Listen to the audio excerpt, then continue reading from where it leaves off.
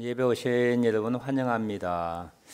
우리 한국 전쟁 때도 사실은 예배를 쉬지 안 했는데 코비드 때문에 사실 대면 예배가 없었다고 하는 거 충격이지만 다시 이렇게 대면 예배 들을 수 있는 것에 대해 너무 감사하게 생각합니다.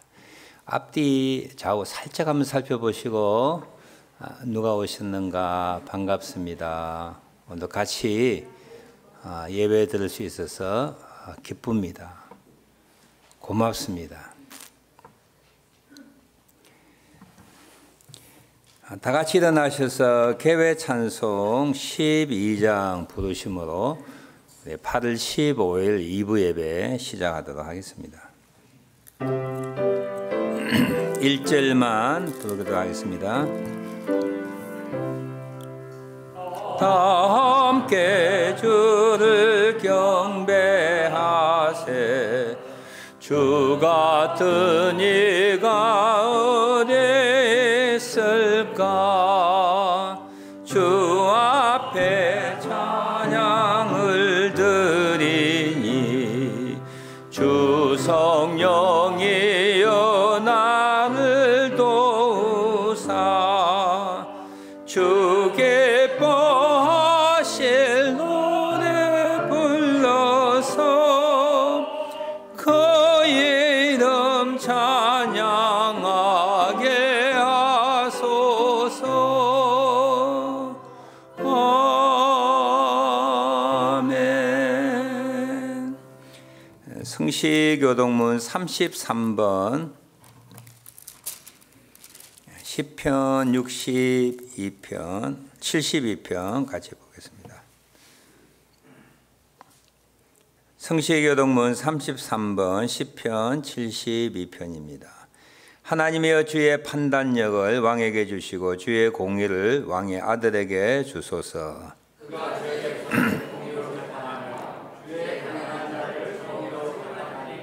의로 말미암아 산들이 백성에게 평강을 주며 작은 산들도 그리하리로다.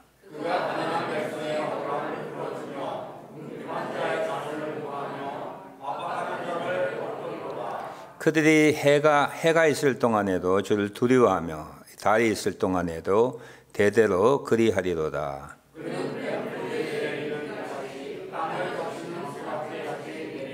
그의 날에 의인이 흥왕하여 평강의 풍성함이 달이 닿을 때까지 이르리로다.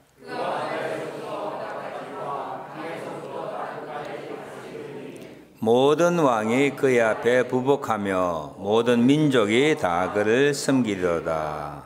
아멘. 우리 그 자리에 앉으셔서 감사와 회개 기도로 주 앞에 나아갑니다. 구원하심에, 주의 복을 주심에, 보호 인도하심에, 또 우리의 부족함과 연약함을 용서하시는 하나님의 신실하심, 자비하심을 믿고 주 앞에 나아갑니다. 다 같이 기도드립니다. 할렐루야. 하나님을 찬양합니다. 예배자가 주 앞에 서게 하시고 오늘도 말씀을 전하고 사역을 감당하게 하시니 감사합니다.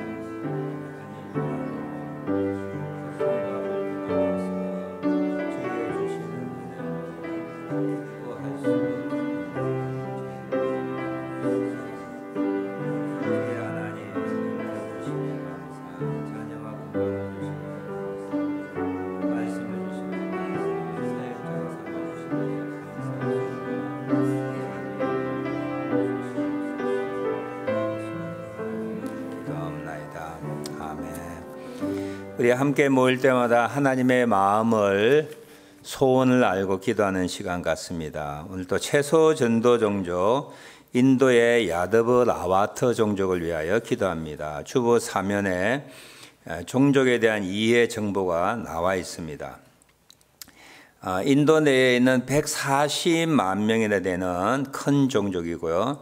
성경은 있지만 그리스도를 믿고 따르는 사람이 2% 미만의 극소수입니다. 미전도 상태이고요.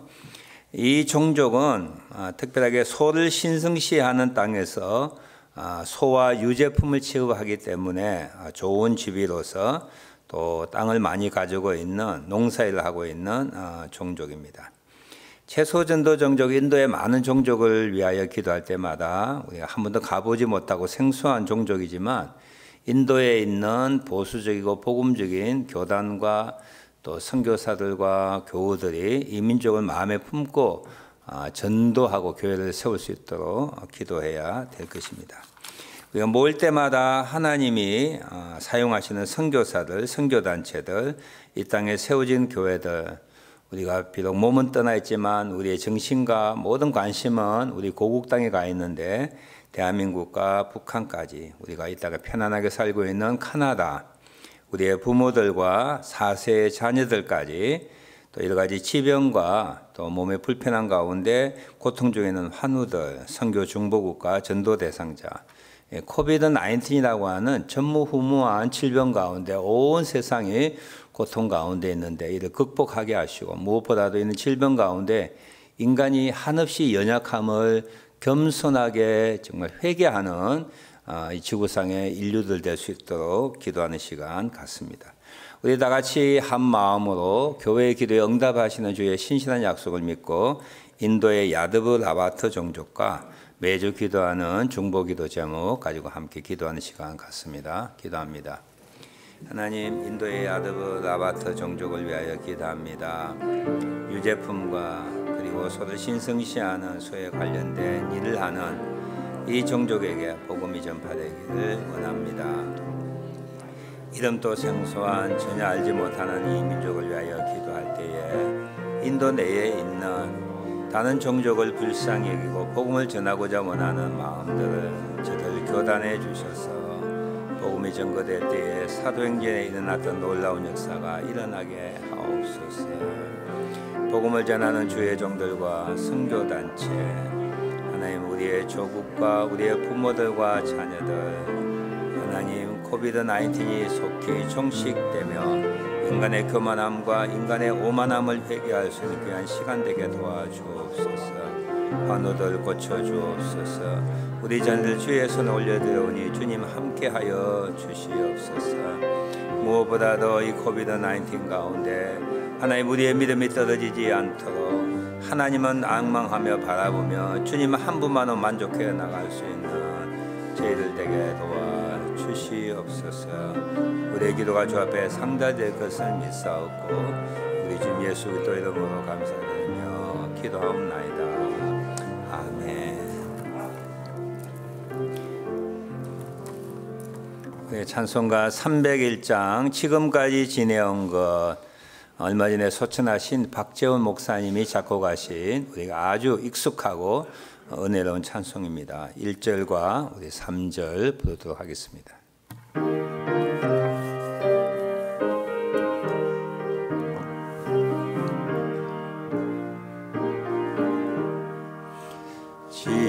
지금까지 지내온 것 주의 크신 은혜라 한이 없는 주의 사랑 어찌로 말하랴. 자나깨 나 주의 손이 항상 살펴주시고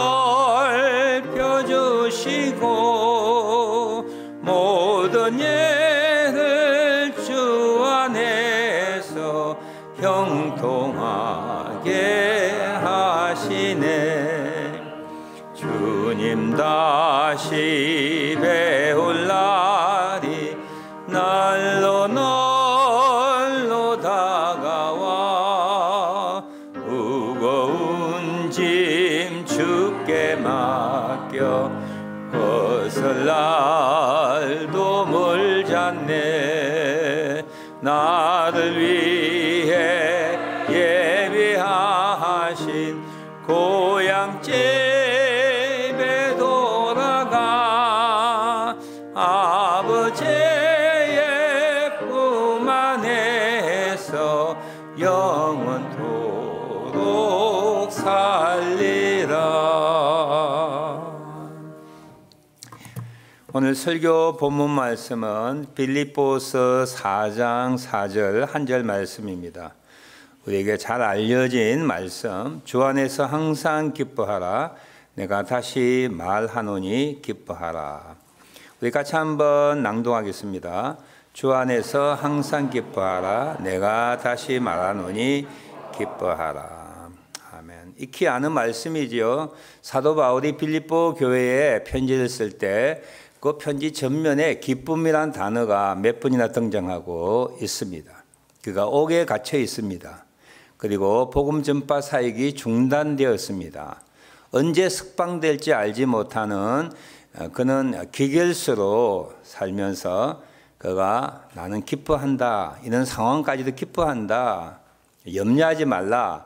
너희도 나와 함께 기뻐하자라고 하는 기쁨이란 단어가 빌립보서에 많이 등장해서 빌립보서를 기쁨의 서신 그렇게 명명하여도 전혀 손색이 없는 그런 기쁨의 편지입니다. 주 안에서 항상 기뻐하라. 익히 아는 말씀이지요. 그렇지만 머리는 이해되지만 가슴으로 확 다가오지 않는, 또 삶으로 실행 가능할까? 또 어떤 의미로는 우리에게 믿는 자에게 내가 있는 환경 가운데 기뻐하니 너희도 마땅히 기뻐해야 되지 않는가라고 하는 근거에 우리 실상의 내면의 모습 보면 지금도 슬프고 분노하고 억울하고 정말 절망 가운데 우리의 실생활 모습을 보면 이 말이 공허하게 들릴 수가 있습니다. 주 안에 항상 기뻐하라, 이 기뻐하라라고 하는 말씀을 전제, 백그라운드가 뭐냐 하면 고통과 불편함이 있는 환경을 안다라고 하는 거예요. 고통과 불편함이 있는 중에서도 너희는 고통과 불편함에 함몰되지 아니하고 거기에 붙잡히지 아니하고 고통과 불편함을 극복해 나가는 하나님의 주시는 기쁨, 평안함이, 감사함이 내게 있기를 원한다 하는 그런 내용입니다. 이 기쁨이라고 하는, 즐거움이라고 하는 이 사람이 가지고 있는 4대 감정이 있잖아요. 희로 애락. 맨 앞에 희지요, 기쁨이지요. 마지막에 락, 즐거움입니다. 이 기쁨과 즐거움의 차이가 무엇일까요? 굳이 오늘 말씀을 분명하기 위하여 정의를 해본다면 즐거움이라고 하는 것은 순탄한 환경 가운데 평안함을 느끼는 거야. 오늘 에어컨이 되어 있는 이 예배당 장소에서 담임 목사의 설교를 들으며 평안하시지요? 이때 즐겁다 하는 거야. 이거 즐겁다. 이건 뭐 기쁘다고 표현하기보다는 즐겁다. 기쁨이라는 단어는 뭐냐 하면 고통과 불편함이 있음에도 불구하고 고통과 불편함이 동반하는 정신적인 희열, 그게 기쁨입니다. 즐거움은 순탄한 환경 가운데 평안함, 기쁨은 뭐예요? 고통과 불편함이 있는 가운데서도 감사하고 담대하고 그리고 또 평안한 그런 마음이죠. 예를 든다면 등산하는 분이 산 정상에 오르기 위하여 출발했는데 중간에서 날씨가 엄청 안 좋은 거예요.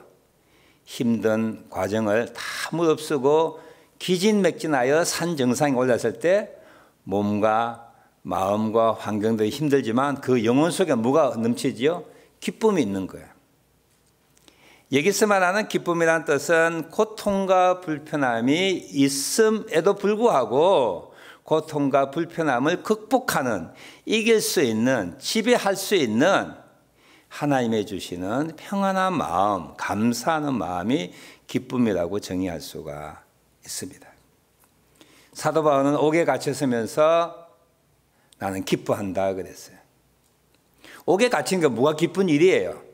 불편하지요. 고통스럽지요. 모든 생활들이 제약되어 있음에도 불구하고 그는 주님 안에 있기 때문에 주님의 교회 가운데 자기의 삶을 반영해 보니까 기뻐하지 않을 수 없다. 그는 의미를 가지고 빌립보 교우들에게 믿음 때문에 불편함과 고통을 당하고 있는 빌립보 성도들에게 그럼에도 불구하고 주 안에서 기뻐하라 그렇게 권고하고 있습니다. 1장 28절 29절에 보면 대적하는 자가 있다 그렇게 되어 있고요. 또 믿음 때문에 내가 받는 고난도 있음을 내가 안다. 믿기 때문에 대적하는 자가 있고 믿기 때문에 불편함을 받고 믿기 때문에 불이익을 당하는 너희들 내가 잘 안다. 그럼에도 불구하고 우리는 주님 안에 있으면 그럼에도 불구하고 기뻐할 수 있다라고 하는 근거지요. 사실 2000년 전에 빌립보 교우들이 당하는 박해나 멸시나 왕따나 불편함은 우리가 받는 이 반기독교적인 영향보다 훨씬 크다고 생각합니다. 그렇지 않겠어요?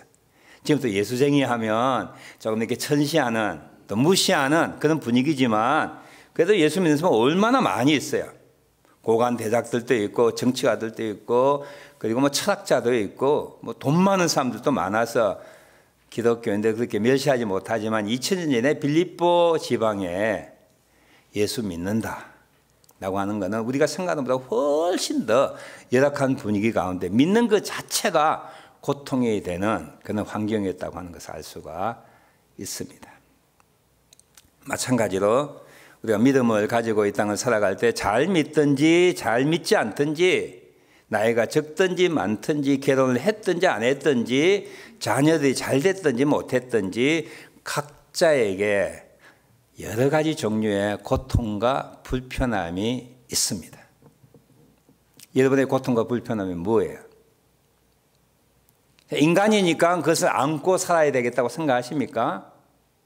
아니 내 힘으로 해결하지 못하니까 시간이 지나면 해결한다고 생각하십니까?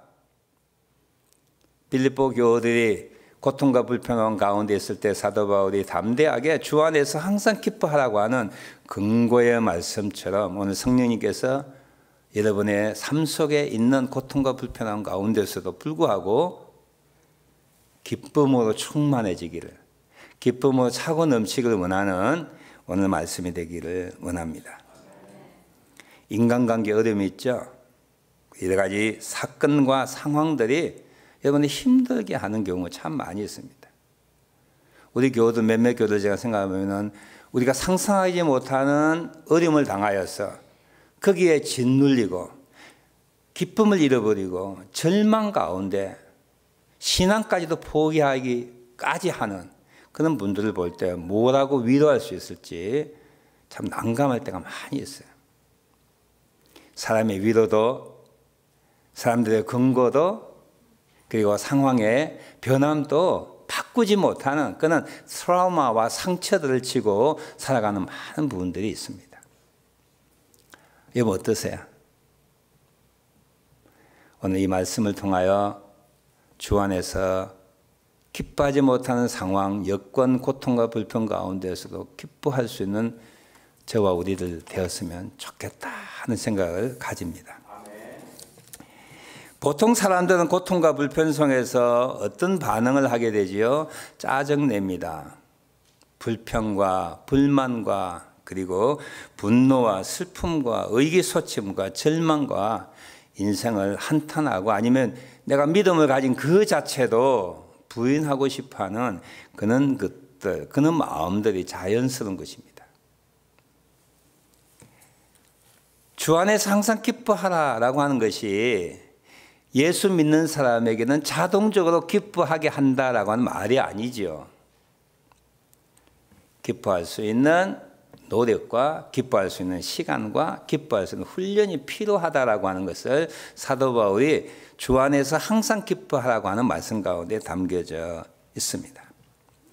아까도 제가 잠깐 언급했지요. 이 기쁨이라고 하는 것은 고통과 불편함이 동반된 정신적인 어떤 감정이라고 말씀드렸어요.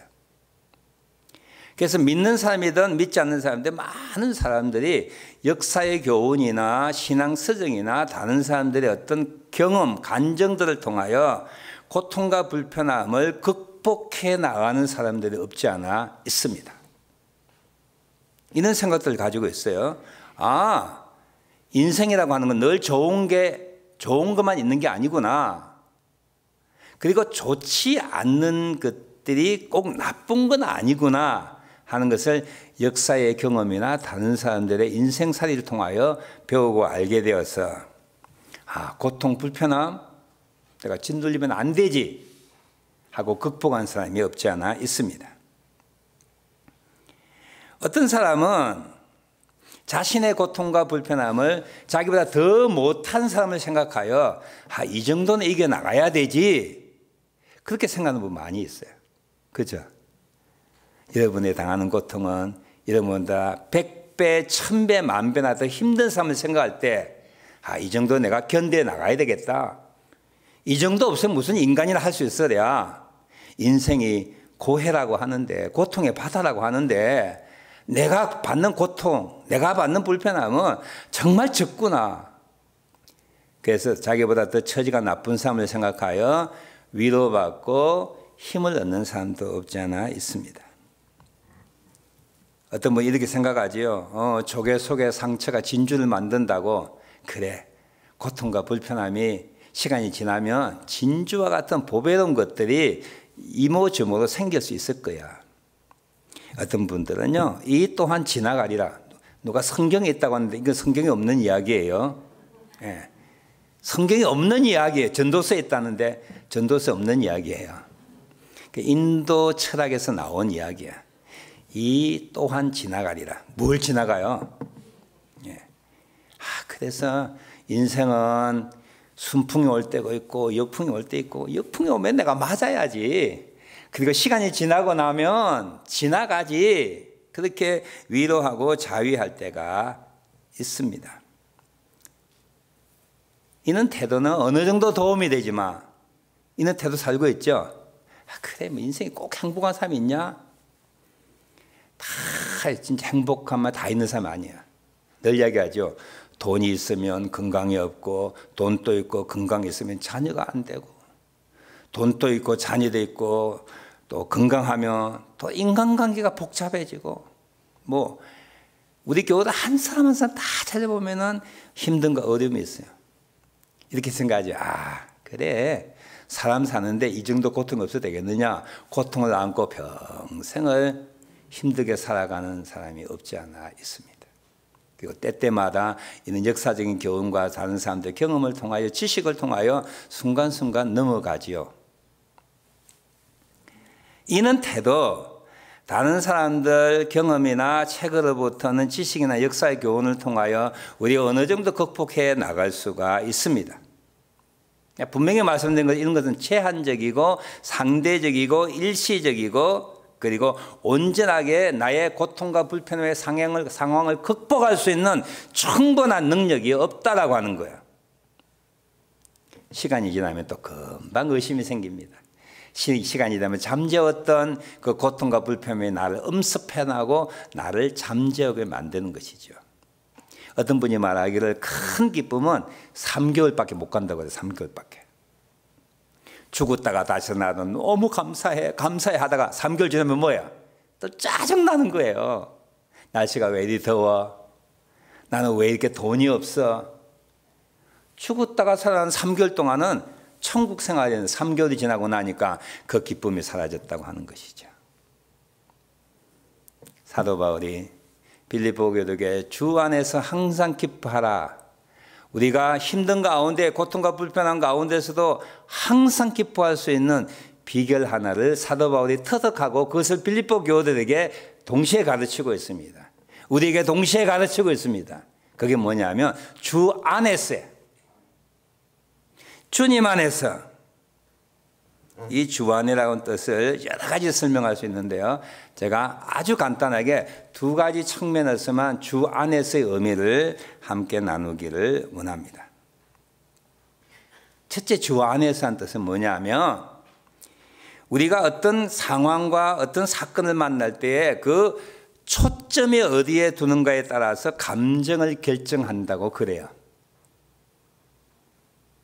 내가 인생의 주인이라 생각하고 살아갈 때 상황과 고통과 사건들이 내 위주로 생각하면 그것이 고통이고 불편하지만, 하나님의 입장에서, 하나님의 눈으로 주 안에서 그 고통과 불편함을 재해석하고 하나님이 해석해 주는 걸 내가 적용해 나갈 때 고통과 불편한 가운데서도 항상 기뻐할 수 있다는 뜻이에요.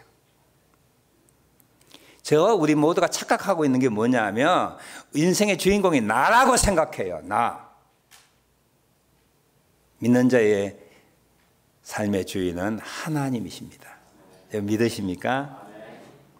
내가 주인공이요 하나님의 조연이에요. 모든 상황과 사건들을, 고통과 불편함을 내 입장에서 생각하니까 못 견디는 거예요. 사도 바울이 말합니다.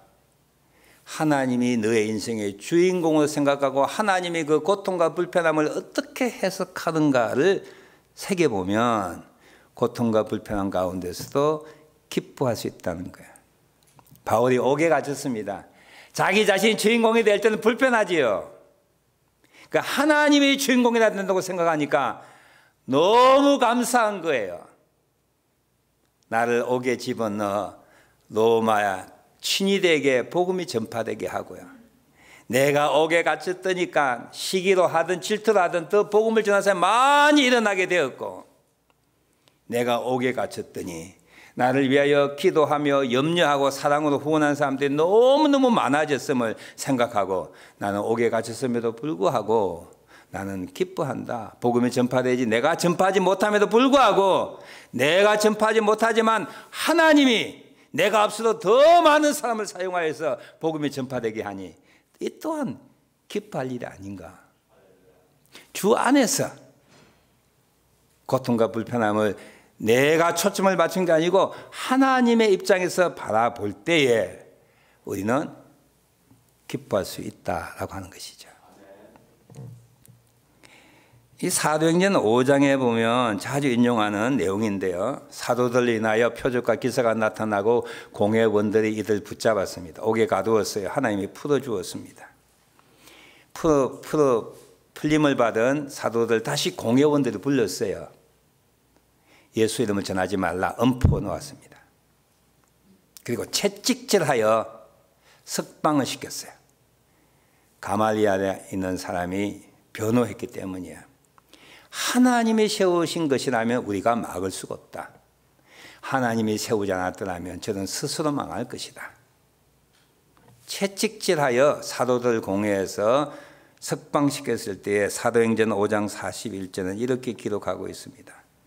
사도들은 그 이름을 위하여 능력받는 일에 합당한 자로 여기심을 기뻐하면서 공회를 떠나니라. 매 맞는 일이 기뻐하는 일입니까? 사도들 복음을 전하는데 복음을 전하지 못하도록 위에 정부들이 검령을 내렸을 때 그게 기뻐하는 일입니까? 아니지요. 근데 사도들은 하나님의 입장에서 자기의 상황을 해석한 거예요. 우리가 복음 전하다가 이렇게 핍박을 받으니 우리가 하나님의 신실한 종이로 여김을 받는구나. 그래서 채찍을 맞음에도 불구하고 예수 이름을 전파하지 못함에도 불구하고 기뻐하면서 공회를 떠났다라고 하는 사실이죠. 다시 한번 요셉이라는 사람의 이야기를 하고 싶어요. 요셉은 야곱의 사랑하는 아들이었습니다. 형제들 시기하여 그를 팔았습니다.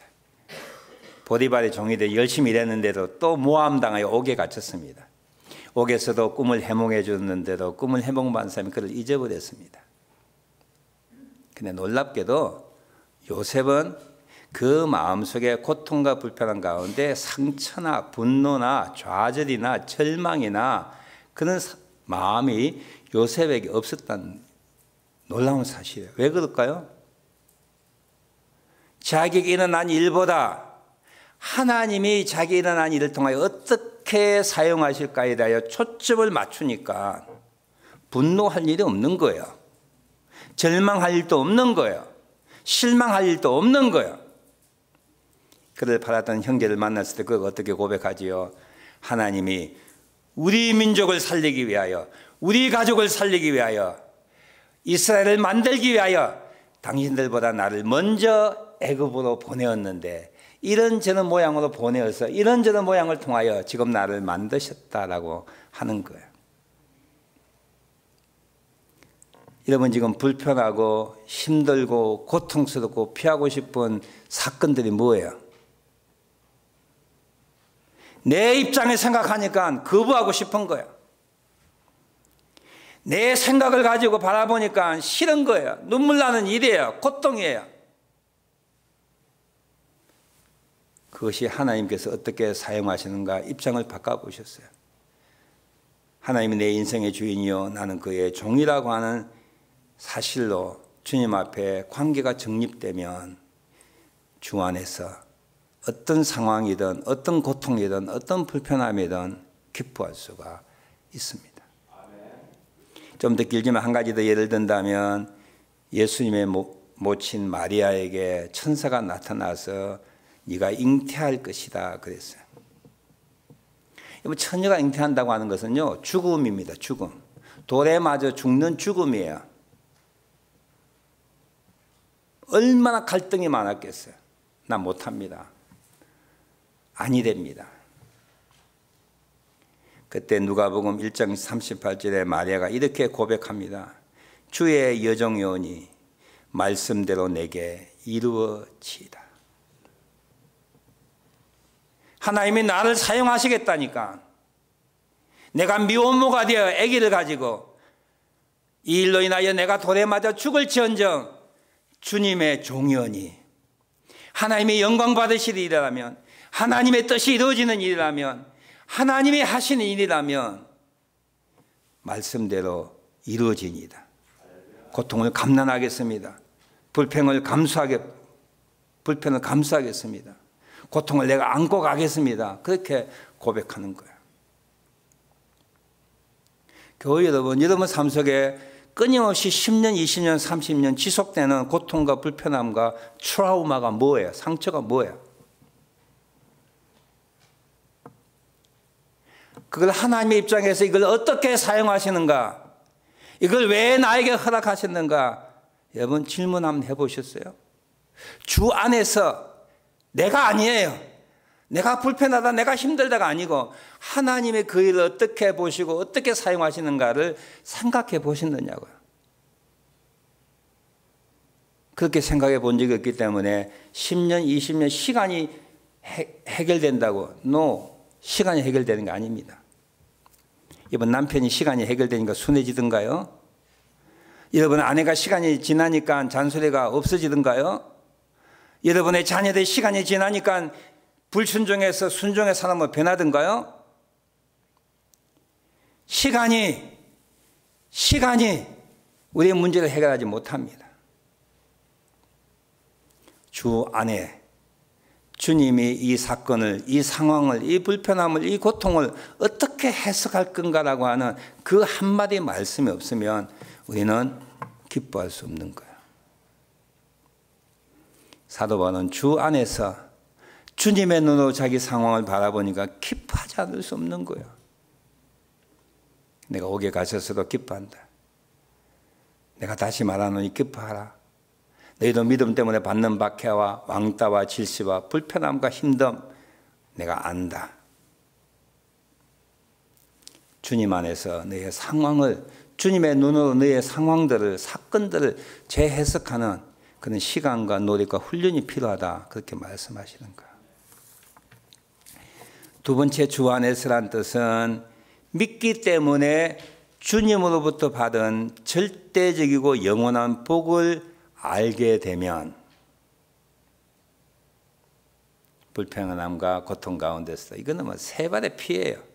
상상할 수 없는, 비교할 수 없는 경미한 것이지요. 측량할 수 없는 하나님의 사랑, 하나님의 인도하심, 하나님의 보호하심, 하나님의 은혜. 이것이 너무 크고 위대하고 말로서 기술할 수 없는 그 엄청난 복들을 생각할 때 지금 받는 고통과 불편함, 이건 아무것도 아니라고 하는 거죠. 사도 바울이 본인이 아니었습니까? 유대인 중에 유대인 그가, 랍비였던 그가 이단자라고 생각했던 예수님을 쫓는 추종하는 교회들을 회파하고 믿는 사람을 붙잡아 죽이고 스데반을 죽는데 정인된 그가 하나님을 만났어요. 하나님의 손에 당장 죽어야 되는데도 불구하고 하나님이 그를 살려주셨습니다. 기가 막힌 일이에요. 정말 기가 막힌 일이에요. 그렇지 않습니까? 너무 놀란 거예요. 뿐만 아니라 그에게 복음을 전하는 하나님의 능력의 대리자로 위임자로 쓰시고 내가 너와 함께하고 너가 가는 것에 내가 기적을 일으켰다고 그와 함께 하실 때 바울이 그냥 완전 놀랐어요. 이 놀라운 은혜가 30년 계속이 됐기 때문에 복음을 전하다가 당하는 고난 아무것도 아니었어요. 파선되고 40의 감한배를 몇 대나 맞고 도망치고 죽었다가 다시 깨어나고 옥에 갇히고 반대자를 만나고 아무것도 나는 죄인 중에 괴수라는 거야. 나는 덤으로 사는 것이요 이제 내가 사는 것이 아니요 내 속에 그리스도가 산다고 하는 그 은혜가 넘쳐서 그 복이 넘쳐서 옥에 갇히는 건 아무것도 아니라는 거야. 여러분 사랑을 너무 크게 받으면요 목숨 내어놓을 수 있습니다. 너무 큰 선물 받으면 여러분 거 다 드려도 아깝지 않은 거예요. 바울 사도가 말하지요. 내가 예수님을 믿어서 받은 은혜가 얼마나 큰 줄 아냐? 너에게 주어질 천국이 얼마나 위대한 줄 아느냐? 이 땅에 우리가 100년, 120년 살면서 받는 고통과 불편함은 아무것도 아니야. 무엇 때문에 불평하고 무엇 때문에 고통스럽게 생각하세요? 하나님의 그 엄청난 복에 대하여 사랑에 대하여 우리가 알지 못하기 때문이에요. 어떤 분은 말합니다. 기쁨이 왜 없느냐? 하나님의 은혜를 망각하기 때문에 없다고 그랬어요. 로마서 8장 18절에도 사도 바울이 말하기를 생각하건대 현재의 고난은 장차 우리에게 나타날 영광과 좋게 비교할 수 없도다.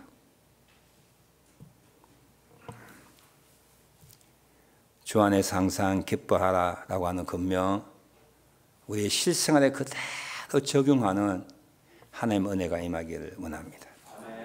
이 기쁨은 인간이 만들어낸 것 아니에요. 주 안에 섰을 때, 주 앞에 섰을 때 주님의 주시는 복들이 얼마나 큰가를 알게 될 때에 주어지는 하나님의 선물입니다. 시간이 지나가도록 여러분 기다리지 마십시오. 인생은 그런 거라 하며 눈물 짓으며 통곡하며 아파하며 살아가지 마십시오. 인생은 그렇게 살기는 너무 짧은 거예요. 우리 이렇게 살아야 되는가 봐. 잘못된 만남인가 봐. 그렇게 생각하지 마십시오. 사람은 안 변해도요. 하나님을 앞에 서면 내가 변하는 거예요. 하나님 내가 왜 이 배우자와 잘못된 만남으로 내가 이 귀한 인생을 이렇게 허비하고 매니저 잘못 만나면 고생한다고 했잖아요. 괜히 이 남자 만나 이 여자 만나가지고 내가 죽을 듯 고생합니다. 헤어지지도 못하고 그 슬픔과 아픔을 입으면 평생 지고 살 겁니까? 이 아빠 같은 사람 만나지 마라. 아빠는 이 엄마 같은 아내 만나지 마라. 그렇게 서로 정오하고 미워하며 살 겁니까? 그게 인생이라고 생각하십니까? 아니에요. 단적으로 그 예를 이야기하지만 주님 앞에 그 문제를 가지고 가실래요? 하나님 내가 왜 이 배우자를 하필 이 배우자를 만나게 되었습니까? 주님의 뜻이 무엇입니까? 기도해 보셨어요? 시간이 필요해요. 노력이 필요해요. 훈련이 필요합니다. 기도하세요. 주 앞에 서 보십시오. 주님의 음성에 귀를 기울여 보십시오. 이 배우자를 만나서 여러분에게 주시는 복을 더 크게 생각해 보십시오.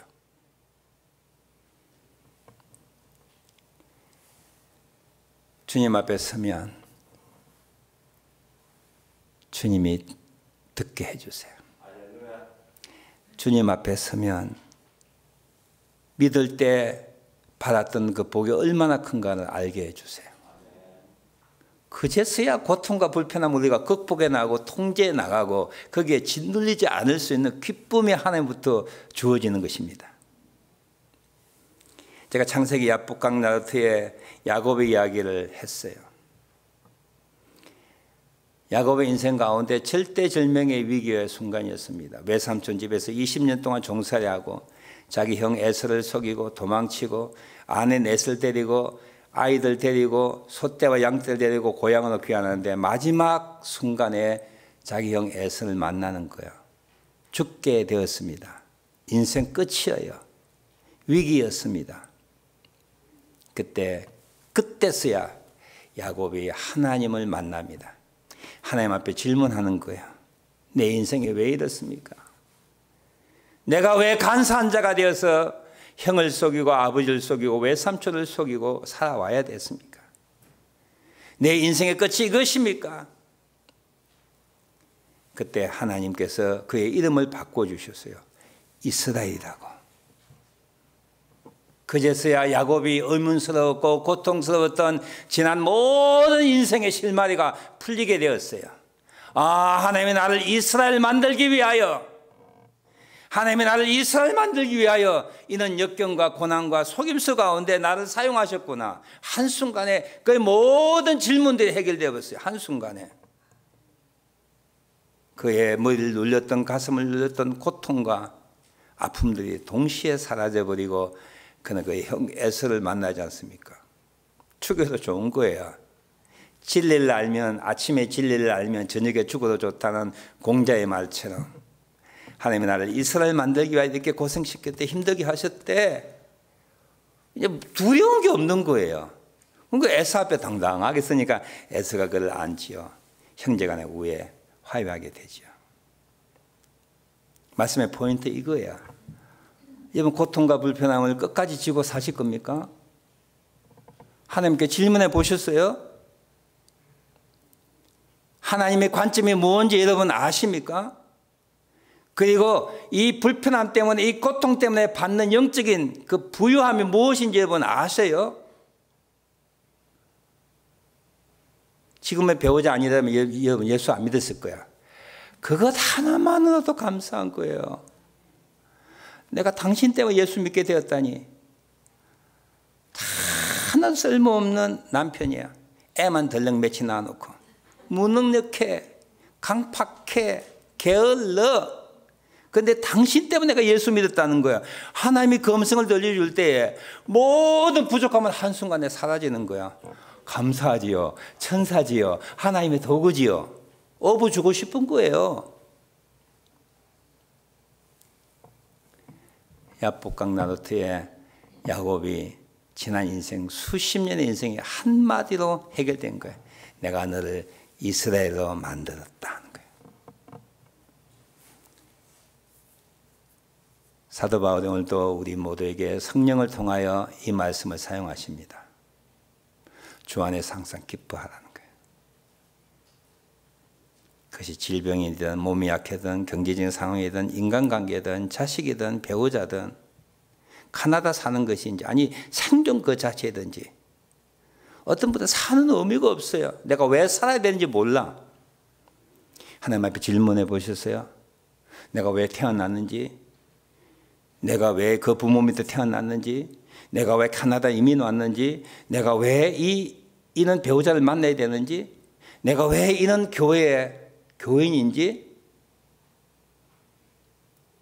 그에 대한 하나님의 음성이 들려지고 하나님이 예수 믿기 때문에 주어진 복을 알게 될 때 우리는 주 안에서 항상 기뻐할 수 있습니다.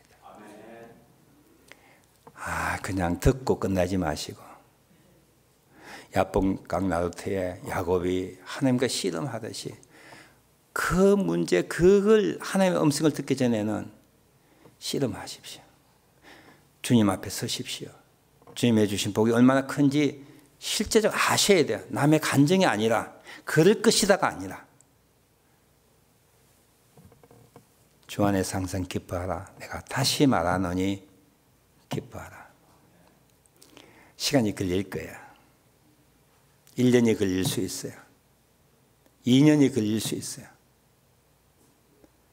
주 안에 설 수 있는, 주 앞에 설 수 있는 주님이 주시는 복이 얼마나 큰가를 알 수 있을 때까지 시간과 노력과 훈련이 필요한 것 기억하시고, 오늘 이후부터 여러분의 마음속에 고통과 불편함이 이 주님의 은혜 때문에 기쁨으로 변하는 그런 은혜가, 그런 복이 우리 모두 있기를 주님의 이름으로 축원합니다. 기도하겠습니다. 기도는 길게 한다고 좋은 것 아니고요. 짧게 한다고 나쁜 것 아니에요. 우리 마음을 담는 게 중요해요. 오늘 설교 들으면서 하나님, 내가 고통과 불편함을 세상 끝까지 지고 가려고 했는데 아니군요. 해결 방법이 있네요. 주 안에 서는 것, 주 앞에 서는 것, 주님이 이 문제를 어떻게 보는가를 내가 아는 것이 너무 중요한데 그러지 못하는 것 용서하시고 주 안에서 항상 기뻐하는 제가 될 수 있도록 기도하는 이 시간 되기를 원합니다. 다 같이 기도하겠습니다.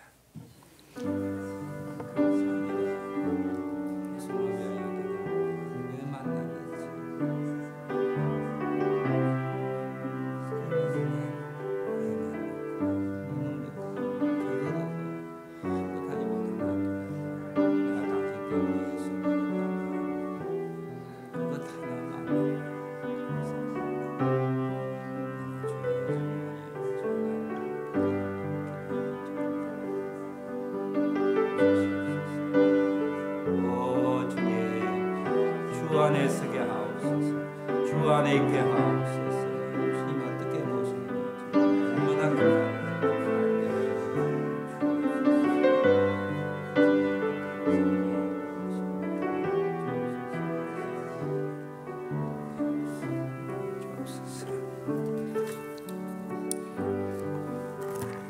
오늘 찬송가 300장 1절과 3절 같이 부릅니다.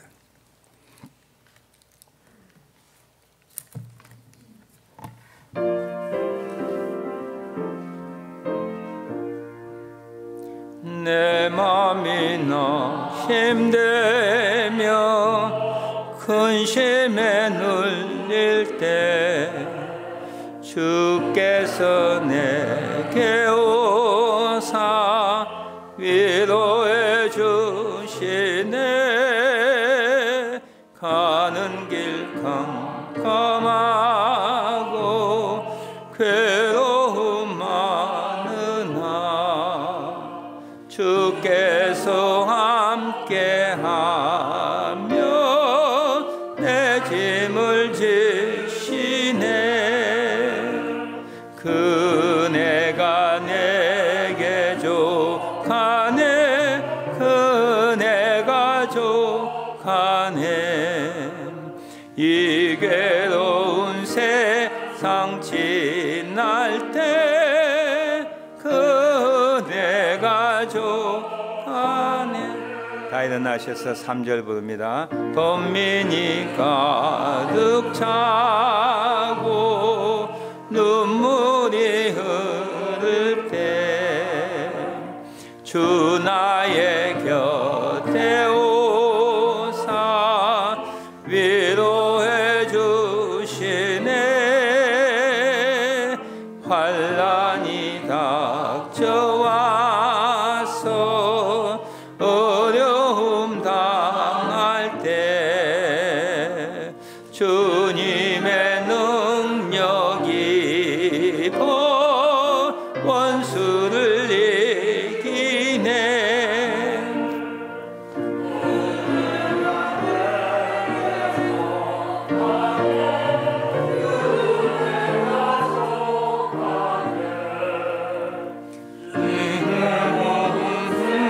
상 지날 때 그네가 족하네. 우리 11종금 드린 교우 있습니다. 가분한 선물 받게 하여 주심에 감사합니다. 은혜인데요, 가분한 선물, 분에 넘치는 선물이지요. 사람이 마음으로 자기 길을 계획할지라도 인도하시는 여호와께 감사를 드립니다.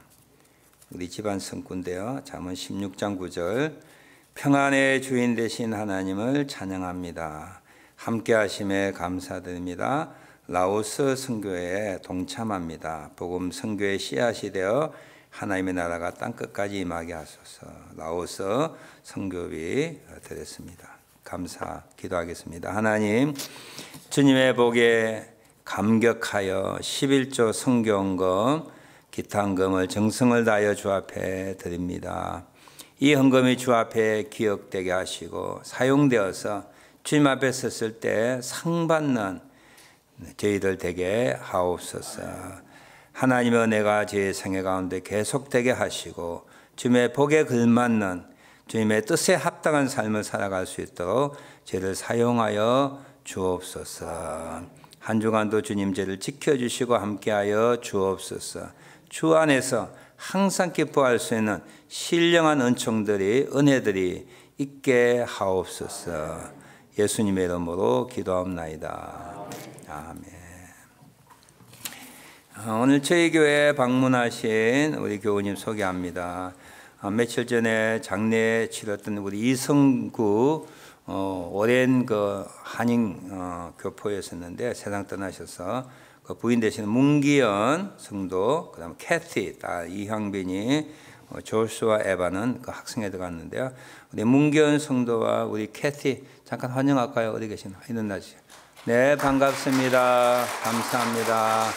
네, 감사합니다. 네, 감사합니다. 네, 교회 가까운 데 계시니까 자주 얼굴 뵙기를 바랍니다.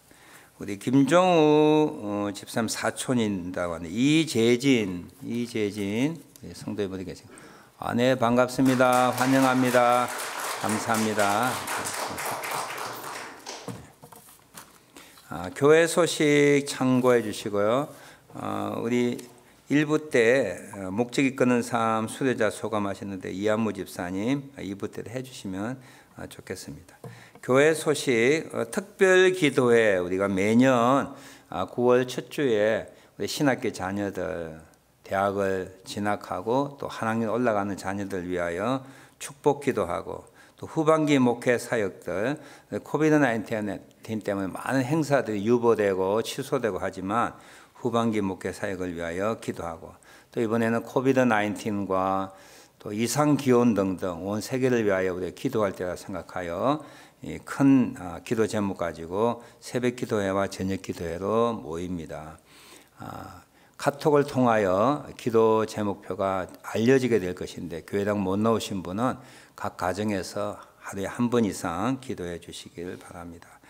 예배 인원에 여러분 자유롭게 참여해 주시되 마스크 쓰기 참 불편하신 분 많이 계시는가 봐요. 안경도 쓰리고 호흡도 아프고 그런 분 있지만 그래도 우리가 온전해질 때까지는 좀 불편하지만 마스크 쓰시면서 일상생활 하시고 예배 참여해 주시기를 바랍니다.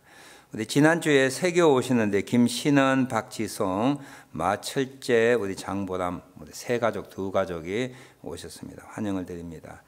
당의 의결상 김민규 장로님 라오스 선교 공동체 자립을 위하여 우리 비유구 구입에 많은 분들이 동참해 주셔서 감사합니다. 조만간 후원 클로징 하도록 하겠습니다. 우리 이 목사님 휴가가 내일부터 28일까지 있습니다. 목적이 이끄는 삶 3기 사실 저는 1기에 대한 큰 기대를 안 했었어요. 어쩔 수 없이 했는데 너무 기대보다 더 크고 2기까지 하고 3기까지 지금 진행 중인데 9월 14일부터 16일부터 이제 3기 시작합니다. 저희 교회에서 21명 그리고 외부에서 한국, 오타와, 몽톤, 미국 등등에서 9명 해서 지금 21명이 신청했는데요. 옛날 다 공부하셨어요. 우리 교우들도. 그러나 한 번 더 공부하면 더 좋습니다. 저한테 수업료 내는 것도 아니에요. 제가 수업료 받는 것도 아니고 하니까 이 교우들이 목사 마음을 잘 모르는 것 같아요. 제가 뭐 커미션 생기는 것도 아닌데 하락을 타면 복 받습니다. 예, 내 옛날에 했는데 지금 나이가 70이 됐는데 할 필요 있는가? 참 신기해요. 하면은 복을 받는데 이상하게 안 해. 못해. 나 그거 신비라고 생각해요. 진짜 신비로운 일이에요. 신비로운 일. 근데 미국에서 오고 오타와에서 오고 뭐 한국에서 오고 있는데 우리 교우들 안 하는 거 보면 이제 2부 때만 좀 쓴소리 좀 하고 싶은데요. 이해 못 하겠어요. 컴퓨터 못하는 분 할 수 있겠지만 줌으로 공부합니다. 그래서 지난주에 우리 백장님 70 몇 세죠. 7학년 또 몇 번 하셨으니까 손해보는 것 아니잖아요. 한번 해보시면 너무 좋겠어요. 예, 그래서 오늘 마지막이니까 등록은 마지막이니까 제가 눈물 안 흘리지만 가슴으로 호소합니다. 진짜 좋아요. 진짜 좋아요. 커미션 생기는 거 아니에요. 제가 목적이 그 사람 책을 판다고 해서 출판사에 돈 주는 것도 아니에요. 제가 일주일에 3번씩 했는데 3기는 2번만 해요. 화요일 저녁과 목요일 저녁. 재수강해도 좋고요. 또 하실 분들 진심으로 환영을 합니다. 귀 있는 자는 들으시고 순종하시고 복 받으시길 바랍니다. 기타 교회 소식들 있습니까? 교회 소식들 없으시면 다 같이 일어나셔서 293장 오늘 설교와 이렇게 맞닿아 있는 찬송이들 너무 좋습니다. 오 죄송합니다. 이한무 집사님 나오겠어요. 이렇게 막 흥분하면 순서를 잊어볼 때가 있다니까. 제가 목적이 있건 사람 때문에 너무 흥분해가지고 이한무 집사님은 들어오세요. 공부하고 싶었는데 쉬는 날이 없어가지고 제가 한 반을 더 만들면서 쉬는 날과 겹쳐서 이렇게 맡게 되어서 공부하게 되었는데요. 자, 수료 소감 하도록 하겠습니다. 죄송해요.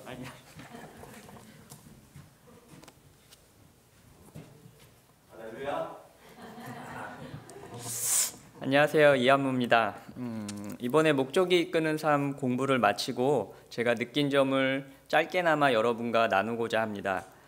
먼저는 길다면 길고 짧다면 짧은 40일간의 여정을 끝내면서 피곤한 일상 속에서도 하루도 밀리지 않고 무사히 마칠 수 있게 이끌어 주심에 감사드립니다. 사실 40일간의 시간이 매우 짧게 느껴질 만큼 매일매일 새로움을 깨닫는 시간이었습니다. 책을 읽어나가면서 확고하게 자리 잡은 하나의 진실은 저는 이 세상에 우연히 존재하는 것이 아니라는 것이었습니다. 저는 절대 변하지 않는 창조주 하나님의 의지와 계획 그리고 그분의 저를 향한 목적 때문에 존재한다는 사실을 깨닫게 되었습니다. 이 사실을 알게 되니 처음에는 나는 지금까지 목적도 없이 무엇을 위해 열심히 살았나 하는 후회와 반성이 가득했습니다. 하지만 책을 읽어나가면서 제 삶에서 새로운 가치관을 정립해 나갈 수 있었고 예전부터 갈망은 하지만 막연하고 멀게만 느껴졌던 세상과 구별된 거룩한 삶도 저에게 주어진 5가지 목적을 꾸준히 실천하다 보면 자연스럽게 이룰 수 있겠다는 확신과 희망이 생겼습니다. 또 짧은 시간이지만 소그룹으로 나뉘어서 각자의 느낀 점을 나누는 시간에서는 다른 참여자들의 느낀 점을 들으면서 같은 글에서 다른 시각과 느낌으로 해석되는 것이 굉장히 신선했고 때론 제가 깨달은 은혜보다 더 큰 은혜와 감동을 느낄 수 있어서 매우 소중한 시간이었습니다. 이제 저는 이 공부를 시작할 때와는 또 다른 출발점에 서 있습니다. 힘차게 출발했다가 여러 유혹과 실패로 힘없이 주저앉을까 하는 두려움도 있습니다. 하지만 그럴 때에도 공부했던 5가지 목적을 상기하며 저는 제 삶으로 하나님을 예배할 것이고 저의 두려움과 실패의 경험들을 신실한 믿음의 동지들과 나눌 것이며 힘들고 두려울 때 예수님이 어떻게 대응하고 이겨내셨는지를 묵상하고 따라갈 것이고 저의 두려움과 비슷한 이유로 힘들어하는 교우들을 섬길 것이며 무시당하고 미움받을지라도 제 주위의 불신자들에게 복음을 전할 것을 다짐하고 또 결단해 봅니다. 마지막으로 공부를 이끌어 주신 목사님과 자신의 경험을 솔직히 나누어 주신 모든 참여자분들께도 감사의 마음을 전해 봅니다. 고맙습니다.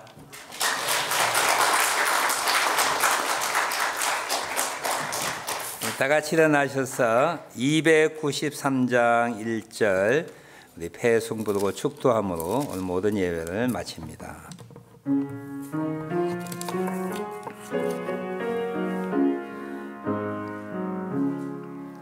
주의 사랑 비칠 때의 기쁨 오네 근심 걱정 물러가고 기쁨 오네 기도하게 하시며 희미한 것 물리쳐 주의 사랑 비칠 때 기쁨 오네 아멘.